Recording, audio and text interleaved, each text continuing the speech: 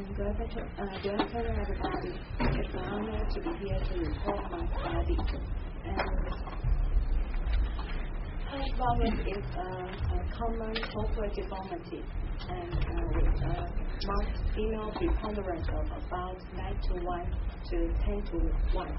And health is characteristic by the first metatarsopharyngeal joint becomes progressively subluxed, leading to lateral deviation of the hallux and the medial displacement of the distal end of the first metatarsal and the bony enlargement of the first metatarsal head. And the first metatarsopharyngeal joint provides the final pivot, over which the body moves during the propulsive phase of gait, and is important for maintaining the controlled forward momentum of the upper body.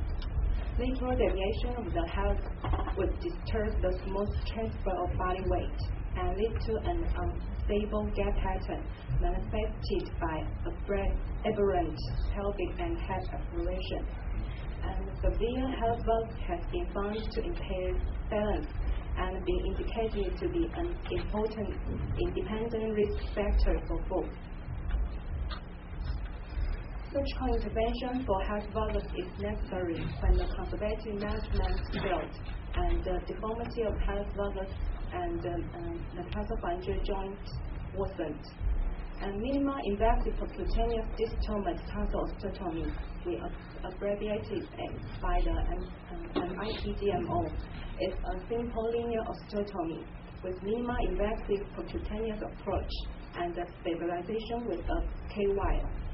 The indication for this approach is a tensile mild to moderate health bulge deformity and first intermetatarsal angle of 30 to 18 degrees. This procedure has several potential advantages, including a reduction in the operating time and surgical exposure, and performing bilateral with fewer complications. The use of distal ankle block anesthetic techniques and early weathering. And Langdon announced 118 feet of 82 patients, 35 months on average after surgical treatment with MIPDMO for health bulges.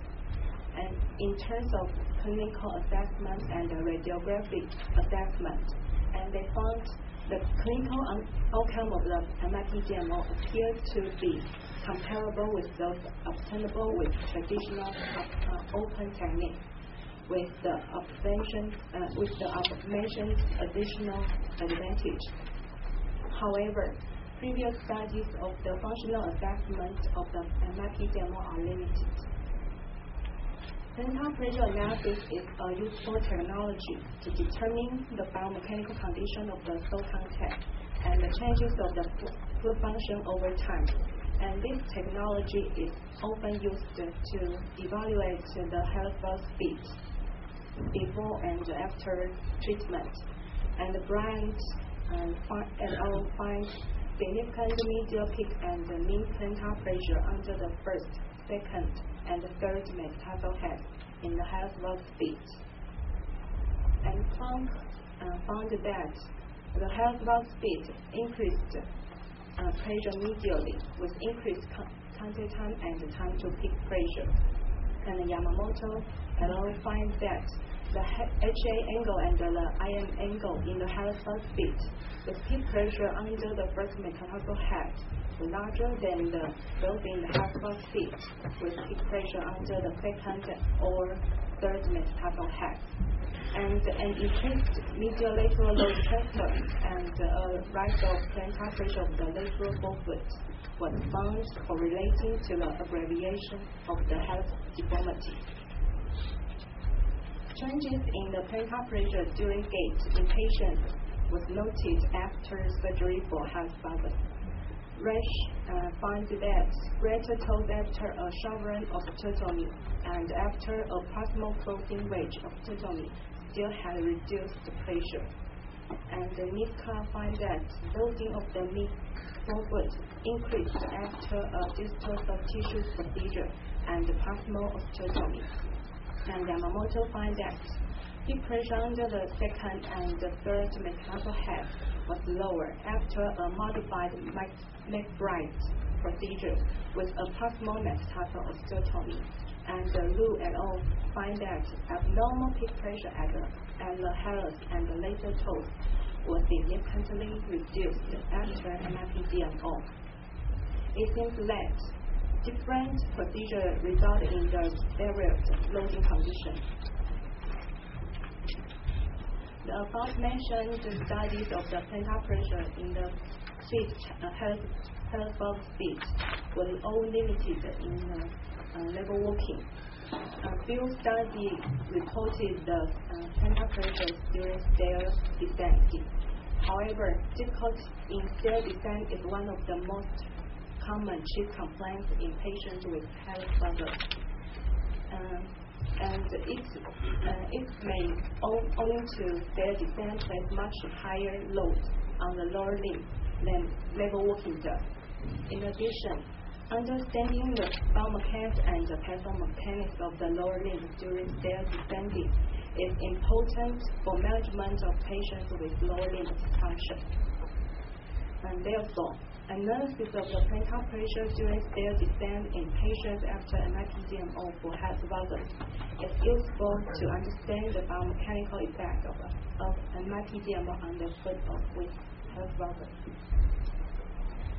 The purpose of the study were using dynamic plantar pressure analysis technology to quantify the plantar pressure distribution during stair descent in patients before and 4.5 months on average after MIP-DMO, and we call the two groups as the pre-MIP-DMO and the post-MIP-DMO.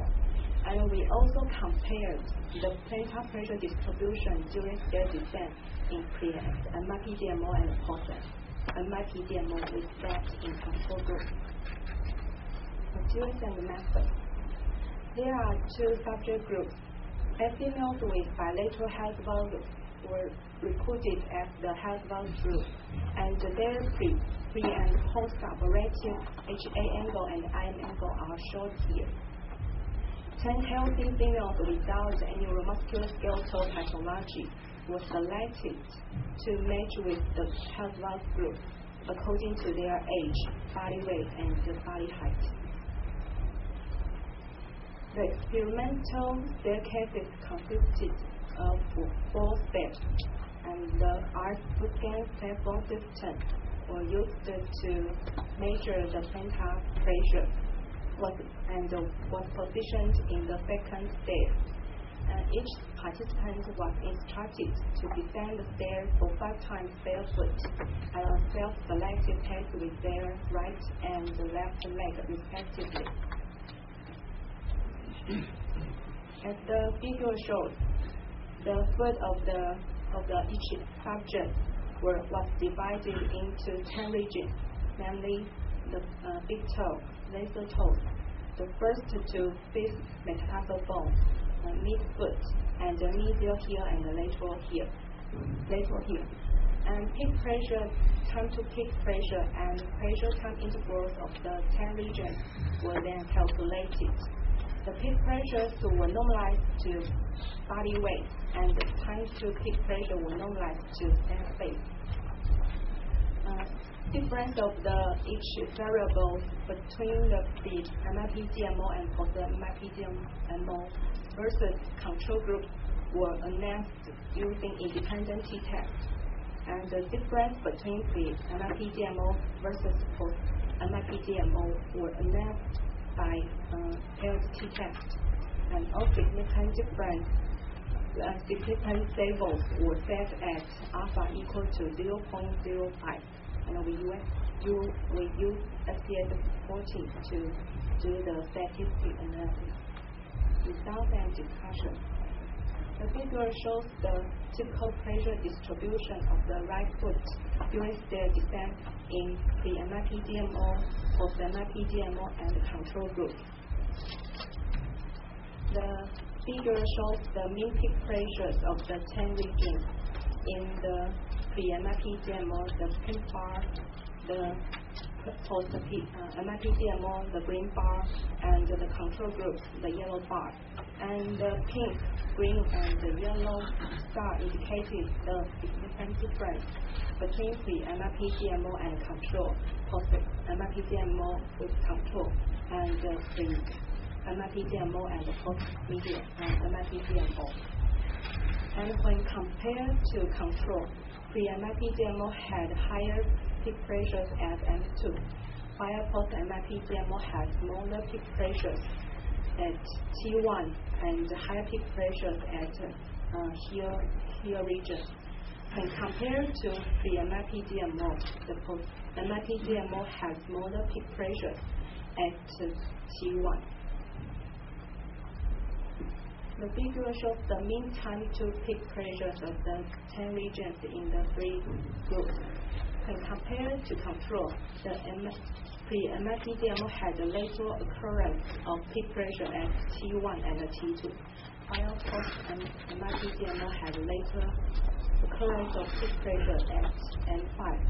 There was no significant difference between the pre-MIP GMO and the post-MIP GMO in the time to peak pressure. And the figure shows the mean pressure time integral of the 10 regions in the 3 groups. When compared to control, pre-MIP GMO had smaller pressure time integral at N5, while post-MIP GMO had smaller pressure time integral at T1 and N5. When compared to pre-MIP GMO, post-MIP GMO have